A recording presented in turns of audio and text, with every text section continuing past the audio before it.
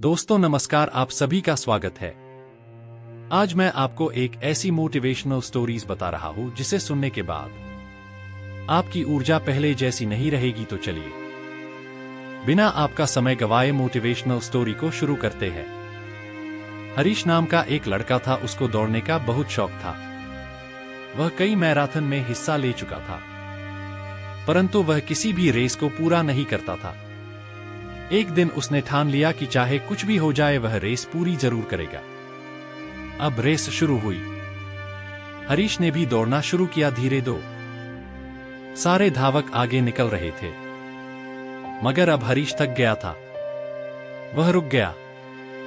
फिर उसने खुद से बोला, अगर मैं दौड़ नहीं सकता तो कम से कम चल तो सकता हूं। उसने ऐसा ही किया। वह धीरे दो चलने लगा, मगर वह आगे जरूर बढ़ रहा था। अब वह बहुत ज्यादा थक गया था और नीचे गिर पड़ा। उसने खुद को बोला कि वह कैसे भी करके आज दौड़ को पूरी जरूर करेगा। वह जिद करके वापस उठा, लड़खड़ाते हुए आगे बढ़ने लगा और अंततः वह रेस पूरी कर गया। माना कि वह रेस हार चुका था, लेकिन आज उसका विश्वास चरम पर था, क्योंकि आज से पहले रेस को कभी पूरा ही नहीं कर पाया था। वह जमीन पर पड़ा हुआ था, क्योंकि उसके पैरों की मांसपेशियों में बहुत खिंचाव हो चुका था। लेकिन आज वह बहुत खुश था, क्योंकि आज वह हार कर भी जीता था। Motivational story in Hindi for success. दोस्तों, हम भी तो इस तरह की गलती करते हैं हमारी लाइफ में। कभी भी अगर कोई परेशानी होती है तो उस काम को नहीं करते और छोड़ देते हैं। अगर आप एक स्टूडेंट हो और रोज 10 HR की स्टडी करते हो और किसी दिन कोई परेशानी की वजह से आप पढ़ाई नहीं करते, मगर आपको भले ही 5 HR मिले, पढ़ना जरूर चाहिए। हरीश की कहानी से हमें यही सीखने को मिलता है कि अगर हम लगातार आगे बढ़ते रहे तो एक दिन हम हार कर भी जीत जाएंगे। छोटे छोटे कदम बढ़ाते जाओ और आगे बढ़ते जाओ, यही सफलता का नियम है। अगर आपको भी ये मोटिवेशनल स्टोरी अच्छी लगी हो तो कमेंट के माध्यम से हमें जरूर बताएं। अगर आप और भी मोटिवेशनल स्टोरी को पढ़ना चाहते हो तो आप बिल्कुल सही जगह हो। यहां पर आपको काफी सारी मोटिवेशनल स्टोरीज का संग्रह मिलेगा, जो आपको जीवन में आगे बढ़ने की प्रेरणा देगा। कुछ लोग हमेशा परिस्थितियों को ही दोष देते हैं। यह मोटिवेशनल स्टोरी ऐसी है जिसको सुनकर आपकी आंखें खुल सकती है। इस कहानी को जल्दी से जल्दी शुरू करते हैं। काफी समय पहले की बात है दोस्तों। एक आदमी रेगिस्तान में फंस गया था। वह मन ही मन अपने आप को बोल रहा था कि यह कितनी अच्छी और सुंदर जगह है। अगर यहां पर पानी होता तो यहां पर कितने अच्छे अच्छे पेड़ उग रहे होते, और यहां पर कितने लोग घूमने आना चाहते होंगे। मतलब ब्लेम कर रहा था कि यह होता तो वो होता, और वो होता तो शायद ऐसा होता। ऊपर वाला देख रहा था। अब उस इंसान ने सोचा, यहां पर पानी नहीं दिख रहा है।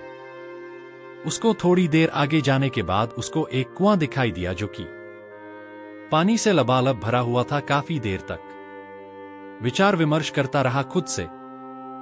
फिर बाद उसको वहां पर एक रस्सी और बाल्टी दिखाई दी। इसके बाद कहीं से एक पर्ची उड़ के आती है, जिस पर्ची में लिखा हुआ था कि तुमने कहा था कि यहां पर पानी का कोई स्रोत नहीं है, अब तुम्हारे पास पानी का स्रोत भी है।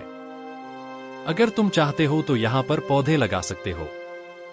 वह चला गया। दोस्तों, तो यह कहानी हमें क्या सिखाती है?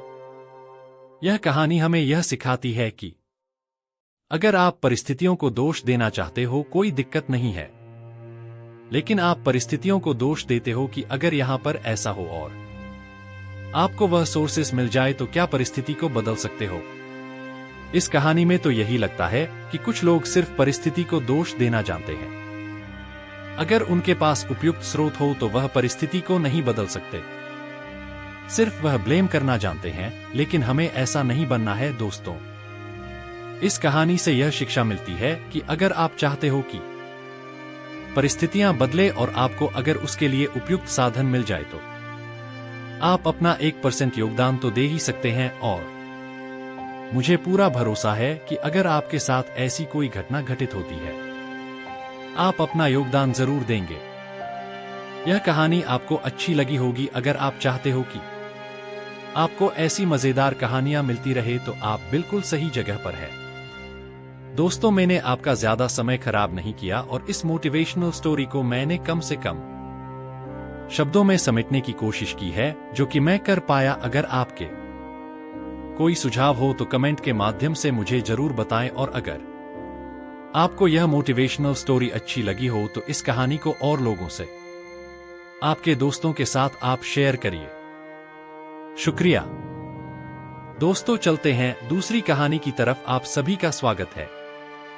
आज की ये मोटिवेशनल स्टोरी ईमान का ज्ञान बताएगी। तो चलिए शुरू करते हैं। काफी समय पहले की बात है। प्रतापगढ़ नाम का एक राज्य था। वहां का राजा बहुत अच्छा था, मगर राजा को एक सुख नहीं था। वह यह कि उसके कोई भी संतान नहीं थी, और वह चाहता था कि अब वह राज्य के अंदर किसी योग्य बच्चे को गोद ले, ताकि वह उसका उत्तराधिकारी बन सके और आगे की बागडोर को सुचारू रूप से चला सके। और इसी को देखते हुए राजा ने राज्य में घोषणा करवा दी कि सभी बच्चे राजमहल में एकत्रित हो जाए। ऐसा ही हुआ। राजा ने सभी बच्चों को पौधे लगाने के लिए भिन्न भिन्न प्रकार के बीज दिए और कहा कि अब हम 6 महीने बाद मिलेंगे और देखेंगे कि किसका पौधा सबसे अच्छा होगा। महीना बीत जाने के बाद भी एक बच्चा ऐसा था जिसके गमले में वह बीज अभी तक नहीं फूटा था, लेकिन वह रोज उसकी देखभाल करता था और रोज पौधे को पानी देता था। देखते ही देखते 3 महीने बीत गए। बच्चा परेशान हो गया। तभी उसकी मां ने कहा कि बेटा, धैर्य रखो, कुछ बीजों को फलने में ज्यादा वक्त लगता है। और वह पौधे को सींचता रहा। 6 महीने हो गए। राजा के पास जाने का समय आ चुका था, लेकिन वह डर हुआ था कि सभी बच्चों के गमलों में तो पौधे होंगे और उसका गमला खाली होगा। लेकिन वह बच्चा ईमानदार था और सारे बच्चे राजमहल में आ चुके थे। कुछ बच्चे जोश से भरे हुए थे, क्योंकि उनके अंदर राज्य का उत्तराधिकारी बनने की प्रबल लालसा थी। अब राजा ने आदेश दिया, सभी बच्चे अपने अपने गमले दिखाने लगे। मगर एक बच्चा सहमा हुआ था, क्योंकि उसका गमला खाली था।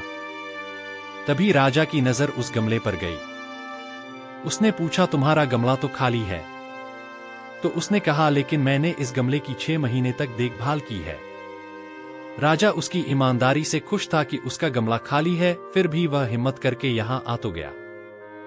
सभी बच्चों के गमले देखने के बाद राजा ने उस बच्चे को सभी के सामने बुलाया। बच्चा सहम गया और राजा ने वह गमला सभी को दिखाया। सभी बच्चे जोर से हंसने लगे। राजा ने कहा, शांत हो जाइए, इतने खुश मत होइए। आप सभी के पास जो पौधे हैं वो सब बंजर है। आप चाहे कितनी भी मेहनत कर ले, उनसे कुछ नहीं निकलेगा। लेकिन असली बीज यही था। राजा उसकी ईमानदारी से बेहद खुश हुआ और उस बच्चे को राज्य का उत्तराधिकारी बना दिया गया। लेकिन हमें इस कहानी से क्या सीखने को मिला? मेरे हिसाब से अपने अंदर ईमानदारी का होना बहुत जरूरी है। अगर हम खुद के साथ ईमानदार हैं तो जीवन के किसी न किसी पड़ाव में सफल हो ही जाएंगे, क्योंकि हमारी औकात हमें ही पता होती है। हम खुद को पागल बनाकर खुद का ही नुकसान करते हैं।